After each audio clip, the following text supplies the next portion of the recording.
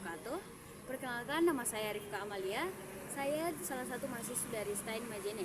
Saya akan menjelaskan tentang bagaimana itu penyaluran tuntutan, pemeliharaan nilai kapabilitas, integrasi vertikal dan horizontal, gaya politik kepemimpinan, partisipasi massa, keterlibatan militer, serta aparat negara, dan yang terakhir, stabilitas. Pada masa kolonial, penyaluran sumber daya dan kekayaan alam Indonesia diutamakan untuk penjajah. Sistem tanam paksa yang diterapkan oleh Belanda menuntut rakyat Indonesia untuk menanam komoditas tertentu seperti tuntutan rakyat Indonesia terhadap Belanda semakin meningkat. Seiring dengan kesadaran nasional yang tumbuh, penduduk Indonesia mulai menuntut keadilan, kesetaraan, dan kemerdekaan dari penjajah. Pemeliharaan nilai dan kapabilitas. Masa kolonial juga membawa dampak pada pemeliharaan nilai dan kapabilitas masyarakat Indonesia. Penjajah berusaha untuk menghancurkan budaya dan tradisi lokal serta mengganti dengan nilai-nilai barat. Hal ini menyebabkan hilangnya integritas dan kehilangan kepercayaan diri bagi masyarakat Indonesia. Integrasi horizontal digunakan untuk menguasai peran pasar dan meminimalkan persaingan.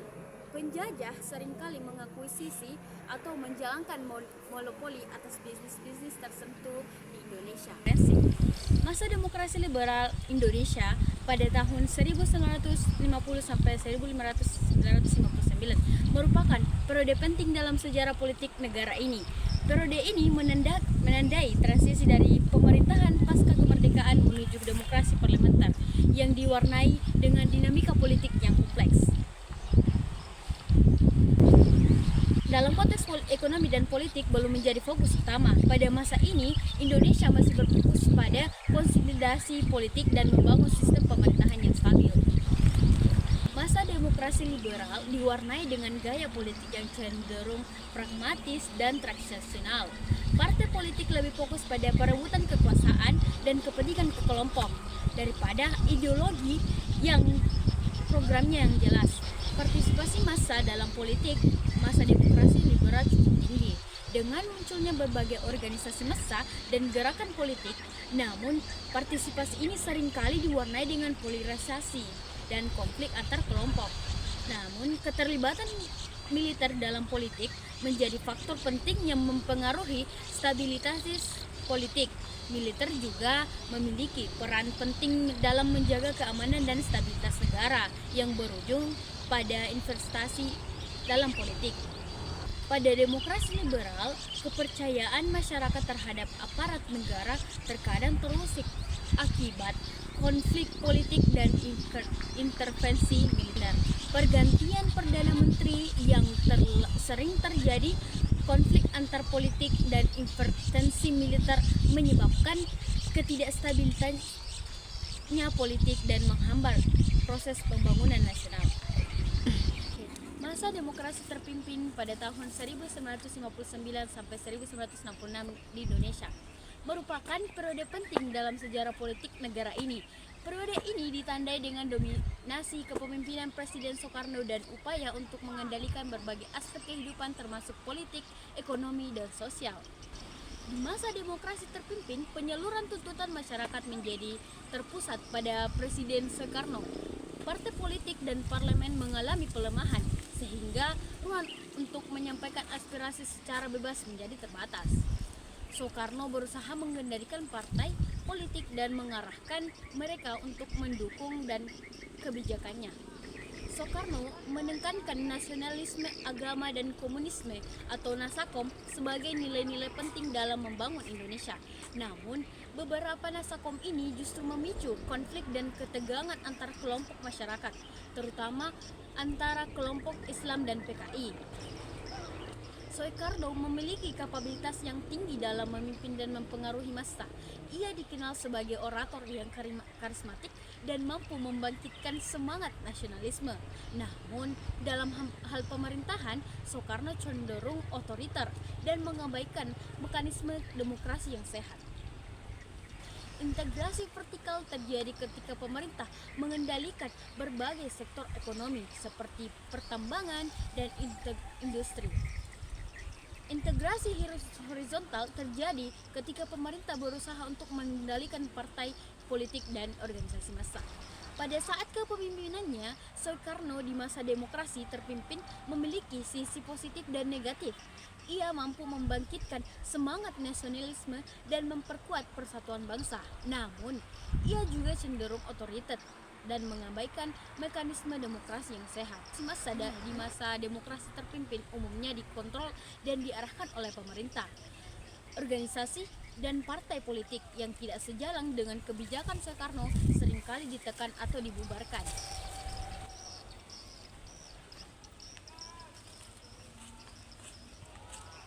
Militer memiliki peran penting dalam politik di masa demokrasi terpimpin. Soekarno menggunakan militer sebagai alat untuk mengamankan kekuasaannya dan menekan oposisi. Pada saat itu, Soekarno berusaha untuk membangun rasa cinta dan loyalitas terhadap aparat negara. Namun, dalam praktiknya, hal ini seringkali diinterpretasikan sebagai bentuk pemujaan terhadap dirinya sendiri. Masa demokrasi Pancasila di Indonesia yang berlangsung sejak tahun 1966 hingga 1998 menandai periode ini penting dalam sejarah politik. Periode ini dibentuk oleh upaya untuk membangun sistem demokrasi yang berlandaskan nilai-nilai Pancasila dengan tujuan untuk menciptakan pemerintahan yang stabil, adil, dan sejahtera. Dalam masa demokrasi Pancasila, penyaluran tuntutan masyarakat dilakukan melalui berbagai saluran, termasuk partai politik, organisasi massa, dan media massa. Namun, sistem politik yang diterapkan masa ini, yaitu Orde Baru, cenderung mengontrol dan membatasi ruang gerak kelompok oposisi. Orde Baru menekankan pemeliharaan nilai-nilai Pancasila sebagai landasan dalam menjalankan pemerintahan dan kehidupan bermasyarakat. Hal ini tercermin dalam berbagai kebijakan yang diambil seperti program-program pembangunan pendidikan moral dan penguatan budaya nasional. Kepemimpinan Soeharto di masa Orde Baru memiliki kapabilitas yang tinggi dalam membangun stabilitas politik dan ekonomi. Soeharto dikenal sebagai pemimpin yang pragmatis dan mampu mengendalikan berbagai kekuatan politik. Kepemimpinan Soeharto di masa Orde Baru memiliki sisi positif dan negatif. Ia mampu membangun stabilitas politik dan ekonomi, meningkatkan pertumbuhan ekonomi dan membangun infrastruktur. Namun, ia juga cenderung otoriter dan mengabaikan hak asasi manusia. Masa reformasi di Indonesia dimulai pada tahun 1998 dengan jatuhnya rezim Orde Baru menandai babak baru dalam sejarah politik dan sosial negara ini. Periode ini diwarnai oleh semangat perubahan dan tuntutan untuk membangun sistem demokrasi yang lebih adil, transparan, dan berpihak pada rakyat. Masa reformasi ditandai dengan peningkatan signifikan dalam penyaluran tuntutan masyarakat. Gerakan mahasiswa yang menjadi pelopor reformasi memainkan peran penting dalam menyuarakan aspirasi rakyat. Media massa juga berperan penting dalam menyebarkan informasi dan memperkuat gerakan reformasi. Reformasi di Indonesia diiringi oleh upaya untuk memperkuat nilai-nilai demokrasi dan hak asasi manusia.